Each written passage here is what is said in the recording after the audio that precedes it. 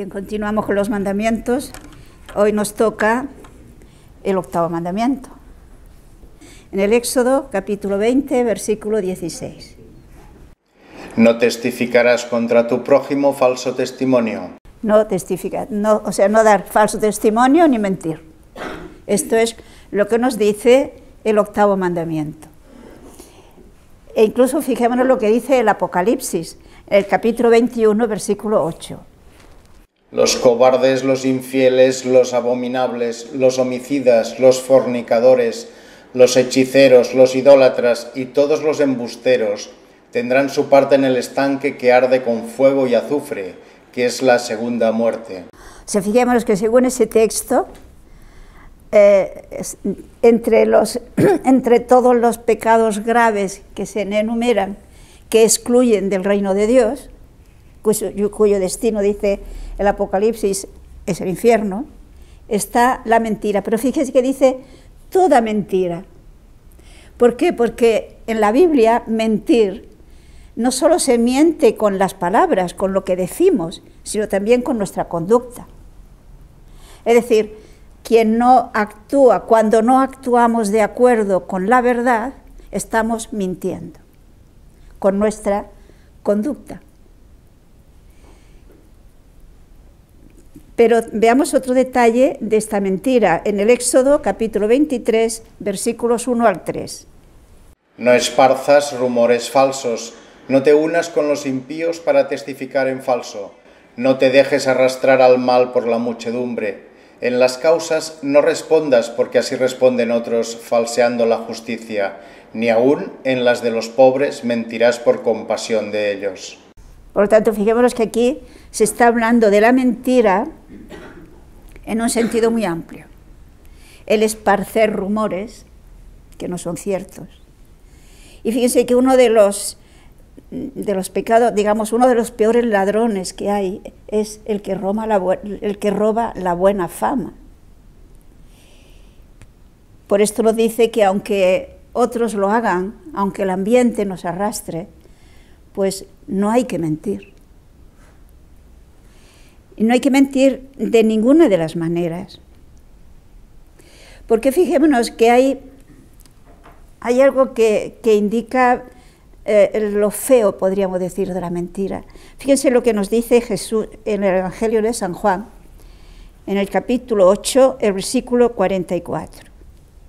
Vosotros tenéis por padre al diablo y queréis hacer los deseos de vuestro padre. Él es homicida desde el principio y no se mantuvo en la verdad, porque la verdad no estaba en él. Cuando habla la mentira, habla de lo suyo propio, porque él es mentiroso y padre de la mentira. Fijémonos sobre todo en ese final.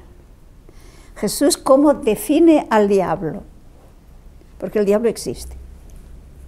El diablo es mentiroso y padre de la mentira. Por consiguiente, podemos decir, el diablo es la mentira, como Dios es la verdad. Por tanto, la mentira se opone a Dios.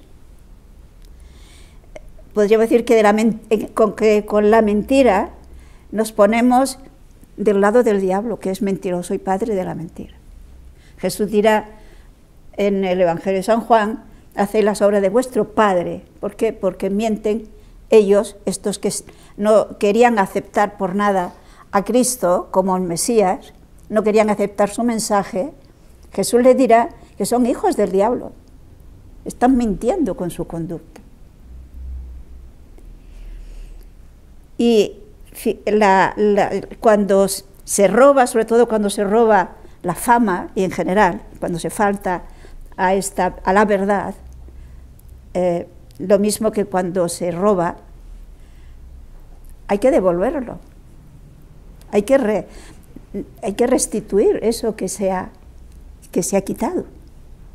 Y no es fácil, es bien difícil poder restituir la mala fama que alguien ha podido provocar.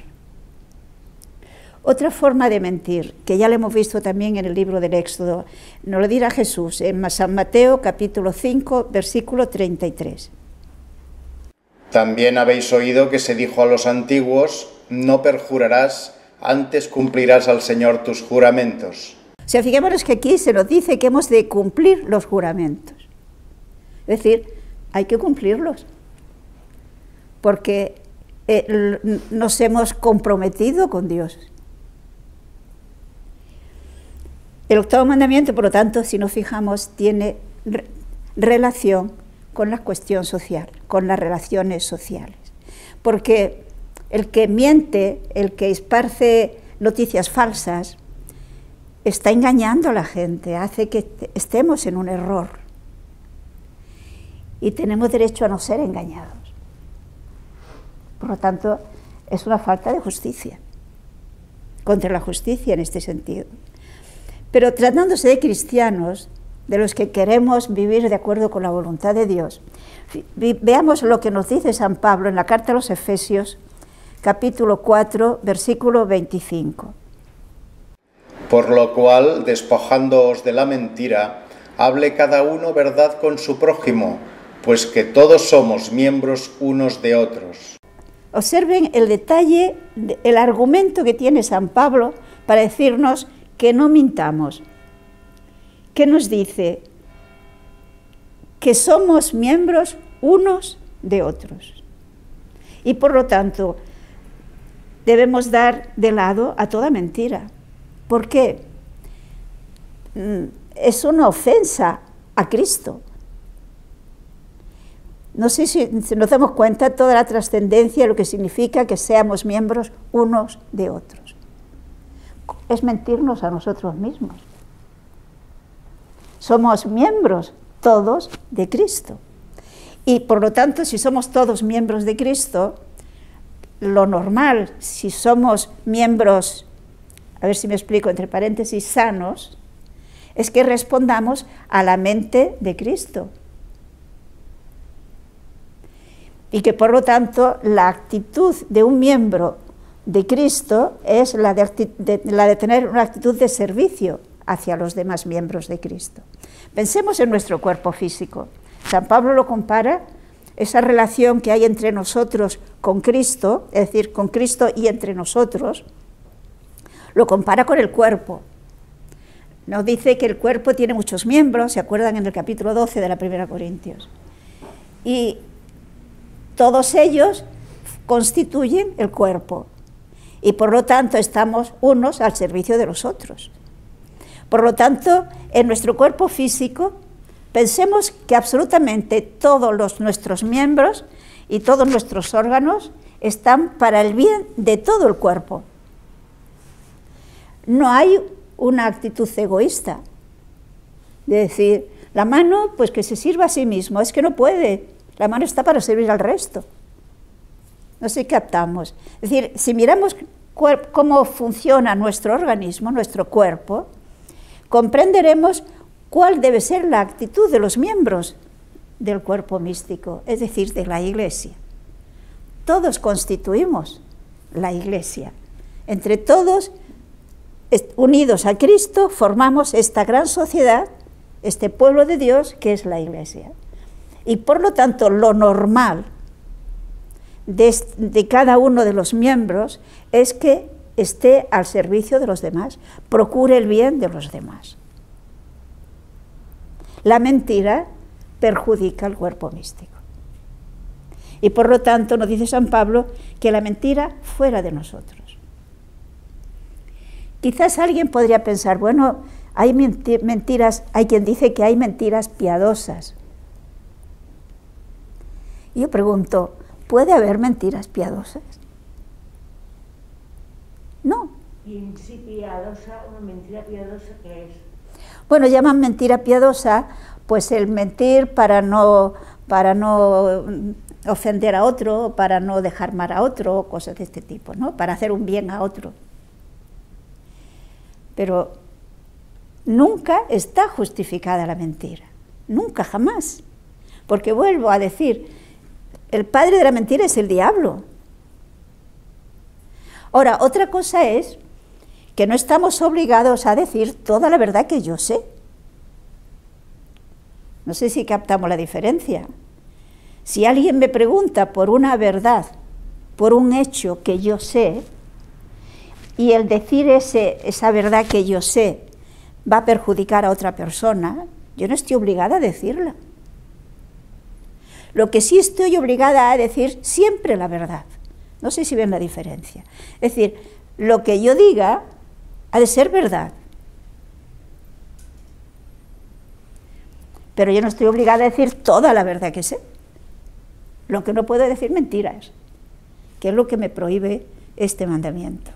Y fijémonos que si Dios nos prohíbe la mentira es precisamente porque debemos amarnos unos a otros. ¿Y a quién le gusta que le mientan? ¿Hay alguien que le gusta que le digan mentiras? Yo no sé ustedes, pero yo creo que es una de las cosas que más molestan, una de las cosas que más ofenden, que alguien me mienta. ¿Por qué? Lo cual quiere decir que realmente la mentira no es propia del cristiano. Recordemos lo que dice Jesús a Pilato. Vamos a ir en el Evangelio de San Juan, capítulo 18, el versículo 37. Le dijo entonces Pilato: luego, ¿tú eres rey? Respondió Jesús: tú dices que soy rey. Yo para esto he venido al mundo y para dar testimonio de la verdad. Todo el que es de la verdad oye mi voz. Fijémonos bien en esta respuesta de Jesús a Pilato. Jesús ha venido a dar testimonio de la verdad. Jesús da testimonio de la verdad con sus palabras y con su vida, con sus hechos. Pero esta afirmación de Jesús, todo el que es de la verdad, escucha mi voz. Observemos que aquí ya verdad no es solo el que lo dice, sino el que lo hace. Y no solamente el que hace una verdad, digámoslo así, en un momento dado vive de acuerdo con la verdad, sino el que es de la verdad. Fijémonos que esto es bastante más profundo. No sé si lo captamos. Ser de la verdad significa que busco la verdad, procuro vivir siempre de acuerdo con la verdad. Y Jesús nos afirma que el que es de la verdad, precisamente porque es de la verdad, escucha, es decir, acepta lo que Jesús dice y lo sigue y vive de acuerdo con ello. Hay una coherencia en esa actitud de búsqueda, en ese deseo de vivir de acuerdo con la verdad. Y si alguien realmente es de la verdad, esa persona más pronto o más tarde, aunque esté en el error, acaba encontrando la verdad. No sé si me explico. O sea, fijémonos que podría darse el caso, y creo que en más de una ocasión se da, de una persona que está bautizada, que es cristiano, incluso que va a la iglesia, que practica, y que en el fondo busca en muchas ocasiones lo que le conviene, lo que le interesa, desde el punto de vista material o social. Y encontrarnos a alguien que está fuera de la iglesia, que no es cristiano, y que sin embargo es una persona inquieta, que busca la verdad. Pensemos, por ejemplo, en San Agustín. San Agustín, pues en su juventud estuvo fuera de la verdad, pero era de la verdad, buscaba la verdad, y de una manera inquieta, la fue buscando por lugares, digamos que donde no la encontraba, donde no podía encontrar esa verdad que él buscaba, pero por cuanto la buscaba, la encontró, porque al que es de la verdad, Dios le ayuda, y por lo tanto, Dios nos ayuda a todos, pero el que es de la verdad, acepta esa cercanía y esa acción de Dios. Y por lo tanto, tardará más o menos, pero finalmente encontrará la verdad. Por lo tanto, fijémonos que esto, el octavo mandamiento, va más allá de no mentir, de no decir palabras falsas, de no decir lo contrario a la verdad, sino que llega hasta ese fondo de ser de la verdad, como Jesús es de la verdad. Y fijémonos lo que Jesús pide en la última cena, en aquella oración sacerdotal. Lo tenemos también en el San Juan, el capítulo 17, versículos 17 al 19. Santifícalos en la verdad, pues tu palabra es verdad. Como tú me enviaste al mundo, así yo los envié a ellos al mundo, y yo por ellos me santifico, para que ellos sean santificados en la verdad. Fijémonos esta afirmación de Jesús en la oración que dirige al Padre. Santifícalos en la verdad. Es lo que pide para sus apóstoles y por lo tanto para sus sucesores y para todos los que crean en él. Porque veo más adelante que pide por todos los que creerán por la palabra de estos que dan testimonio. ¿Qué significa santifícalos en la verdad? ¿Qué significa ese santificarlos en la verdad? Fijémonos que esto no es solo que nos pide no solo que conozcan la verdad, que enseñen la verdad, sino que sean de la verdad, que vivan la verdad. Santificarlos es la idea de consagrarlos, dedicarlos a, que sean personas de verdad. Es lo que tiene que ser un cristiano, personas de verdad, que buscan la verdad, que viven la verdad, que dicen la verdad. Podemos ver la primera carta de San Juan, capítulo 1, versículo 6. He manifestado tu nombre a los hombres que de este mundo me has dado. Tuyos eran y tú me los diste y han guardado tu palabra. Por lo tanto, fijémonos cómo lo dice San Juan, que si decimos que tenemos comunión con Él, o sea, con Cristo, que somos cristianos, que vivimos como miembros vivos del cuerpo místico, pero andamos en tinieblas, es decir, no vivimos de acuerdo con la verdad, mentimos. Por consiguiente, fijémonos aquí la mentira en la vida. Y por lo tanto no obramos según la verdad. Santifícalos a la verdad, obrar de acuerdo con la verdad, vivir de acuerdo con la verdad. Porque además el cristiano, por lo tanto, ha de ser una persona veraz. Y que por lo tanto, si es veraz, ya no necesita, por decirlo así, jurar para que le crea. Es veraz. Fijemos que cuando una persona no es veraz, se pierde la confianza, pierde la credibilidad. Cuando diga la verdad, difícilmente se le va a creer. Y la mentira crea desunión en una comunidad, crea desconfianza en la comunidad. En nuestro tiempo, en los que con tanta frecuencia se miente, fijémonos cuánto cuesta tener confianza en según qué personas y en según qué cosas que se dice. Cuántos mensajes falsos que se envían y cuánta confusión crea todo esto. ¿A quién creer?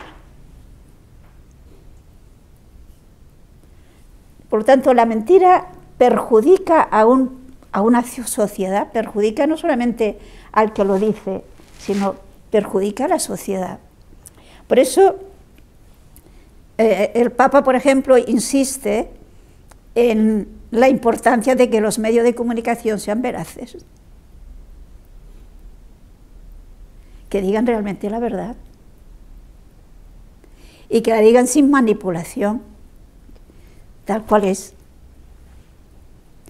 Pero al mismo tiempo también nos dice que, dado que hay tanta confusión, tanta mentira en tantos medios, pues que los cristianos hemos de ser, los usuarios, digamos, de los medios de comunicación, hemos de ser críticos.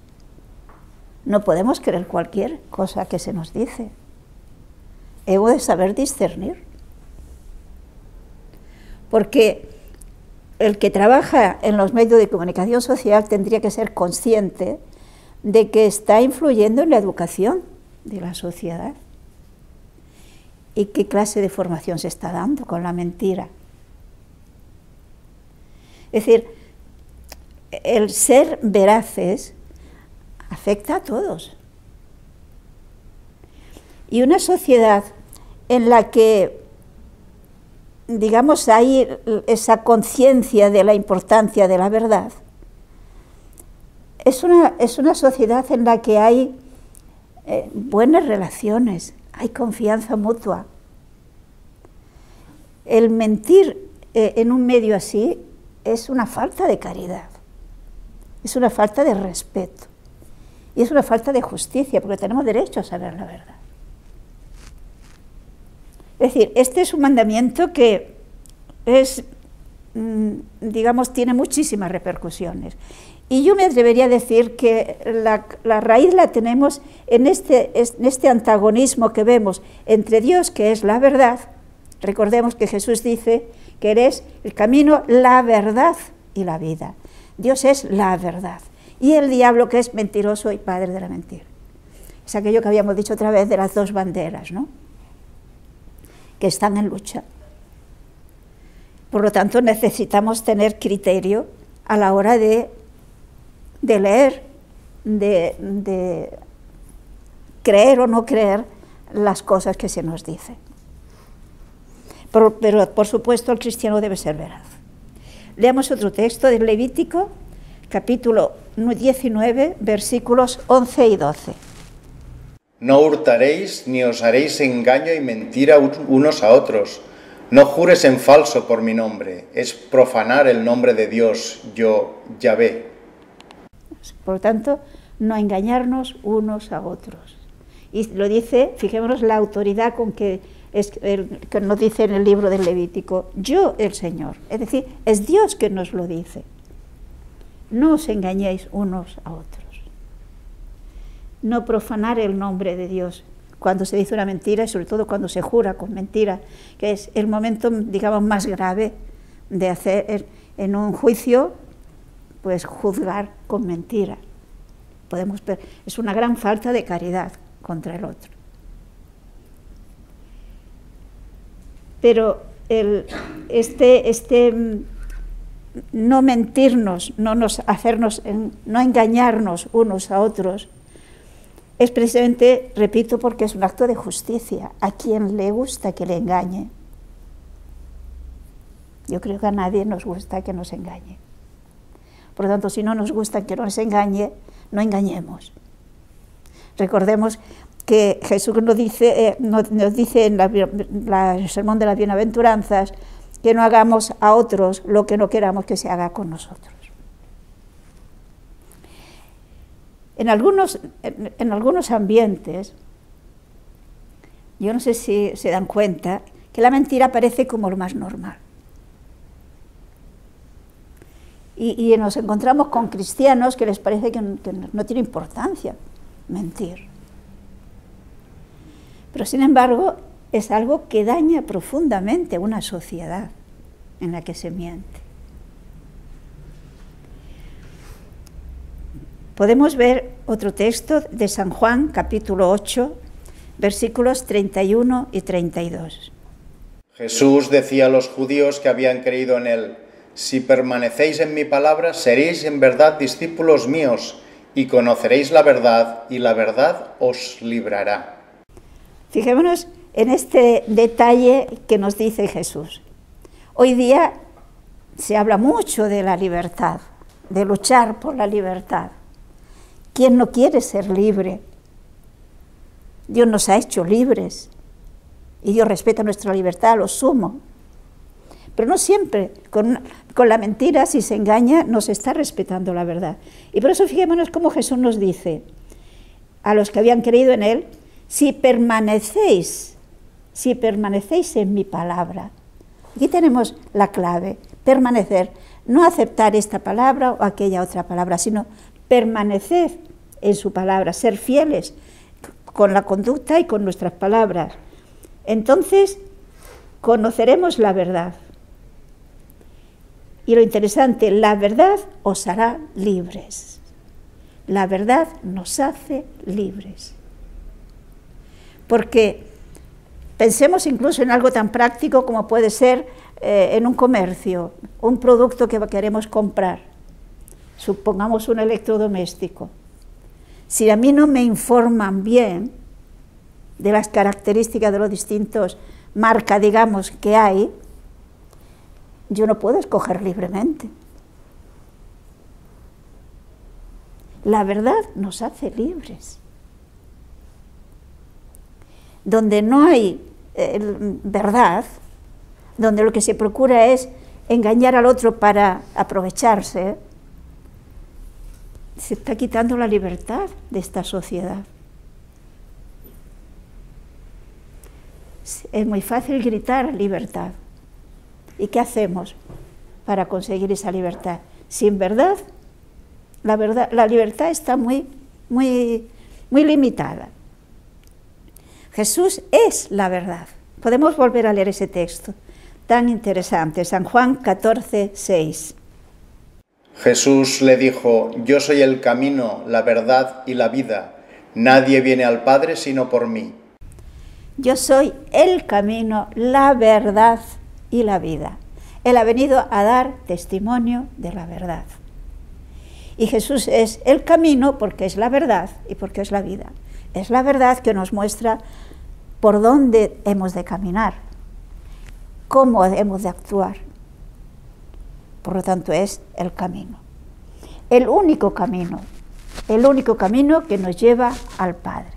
Y fijemos que Jesús dice la verdad, aun cuando sabe que decir la verdad le va a costar la vida. Recordemos, por ejemplo, cuando Pilato le pregunta si es el Mesías. Y Jesús le dice que sí. Le ha preguntado si es el Hijo de Dios. Y precisamente porque Jesús ha dicho que sí, que es el Hijo de Dios, se desgarran las vestiduras, ya no necesitamos más testigos, ya habéis oído. Y Jesús no sabía que le iba a condenar precisamente por decir que era el Hijo de Dios, que a ellos les pareció una blasfemia. Claro que lo sabía. Pero Él es la verdad y por lo tanto dice la verdad. ¿Y qué hay que hacer cuando se ha mentido, se ha engañado o se ha estafado? Entonces, saben que estas faltas exigen una reparación. Aun cuando se haya perdonado el pecado, exige una reparación. Quizás habrá momentos en los que públicamente no se pueda hacer esa reparación. Por ejemplo, pues no sé, pues porque puede haber muchas circunstancias en las que públicamente pues no es conveniente o no se puede hacer porque quizá la persona que se ha perjudicado ya no vive. Pero aunque sea en secreto, hay que hacer una compensación. Son de los pecados que, repito, requiere una compensación. No basta con que la persona pues, que ha robado, que ha mentido, pongámonos en juicio, o ha difamado a alguien, pues se arrepienta y pida perdón. Sí, se le perdona, pero se ha de comprometer a reparar y ha de reparar. Es algo que es muy importante, que es muy grave, la mentira. Y lógicamente esto tiene como consecuencia lo que hemos dicho antes, que exige una gran responsabilidad, sobre todo a las personas que tienen influencia en los demás. Pero ahora yo quisiera fijarnos en un detalle que es muy importante, al menos es muy interesante y muy positivo, porque quizás nos quedamos en cosas muy negativas. Fijémonos que hay relación entre la verdad y la belleza. Tal como la mentira es fea, la belleza, la verdad es bella. Dios es la verdad, Jesús es la verdad y por lo tanto es la suma belleza. Y fijémonos que esa belleza de Dios la vemos reflejada en la misma creación. La creación refleja al autor de ella, que es Dios. Hay un texto muy bonito y muy elocuente en este sentido, en el libro de la sabiduría, capítulo 13, versículos 3 al 5. Vanos son por naturaleza todos los hombres en quienes hay desconocimiento de Dios, y que a partir de los bienes visibles son incapaces de ver al que es, ni siquiera por consideración de las obras conocieron al artífice, sino que al fuego, al viento, al aire ligero o al círculo de los astros o al agua impetuosa o a las lumbreras del cielo tomaron por dioses rectores del universo. Pues si seducidos por su hermosura los tuvieron por dioses, debieron conocer cuánto mejor es el Señor de ellos, pues es el autor de la belleza quien hizo todas estas cosas. Y si se admiraron del poder y la fuerza, debieron deducir de aquí cuánto más poderoso es su plasmador, pues en la grandeza y hermosura de las criaturas, proporcionalmente se puede contemplar a su hacedor original. O sea, fijémonos cómo el autor del libro de la sabiduría nos hace ver cómo, contemplando el universo con toda su belleza, tendríamos que descubrir al autor de esta belleza, que es Dios. Sin embargo, se está refiriendo a los paganos de aquella época, pues hay los que ante esa belleza de la naturaleza la toman como si fueran Dios y adoran al sol, o adoran a la luna, o adoran la fuerza, etcétera, ¿no? Y les dice, ¿cómo es que viendo tanta belleza no han deducido cuán bello ha de ser el autor de esta belleza? Por consiguiente, esto mismo podríamos aplicar a la cuestión de la verdad. Porque, como digo, hay similitud. De alguna manera, como que se identifica. La verdad es bella, la mentira es fea. Porque el autor de la belleza es Dios, el autor de la verdad es Dios, que es la verdad. Mientras que el autor de la mentira es el diablo, que es mentiroso y padre de la mentira. De ahí que se deduce, pues que toda mentira es fea. Toda mentira desdice de una persona que dice creer en Dios, que dice amar a Dios. Yo creo que un cristiano tendría que, no sé, aborrecer la mentira, rechazar radicalmente la mentira, en todo sentido, repito, de palabra y con obra, porque a través de nosotros tienen que descubrir la belleza de Dios, también a través de nosotros, que decimos que creemos en Él, a través de nuestra conducta, a través de nuestras palabras. Hemos de ser testigos de Dios, hacerle visible a Dios en nuestra sociedad. Hoy podríamos decir que en nuestra sociedad como que Dios no es visible, Dios no se palpa fácilmente. ¿Y por qué no se palpa fácilmente? Pues entre otras cosas yo diría porque los creyentes no sabemos dar un buen testimonio de Dios, un buen testimonio de la belleza de Dios y de la verdad de Dios.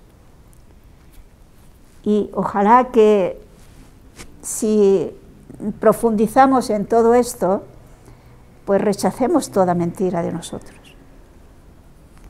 y consigamos ser un poquito de luz en medio de esta sociedad bastante tenebrosa en este sentido, ¿no? Aunque gracias a Dios hay brotes que manifiestan, pero tímidamente, esta presencia de Dios, belleza suma y verdad suma.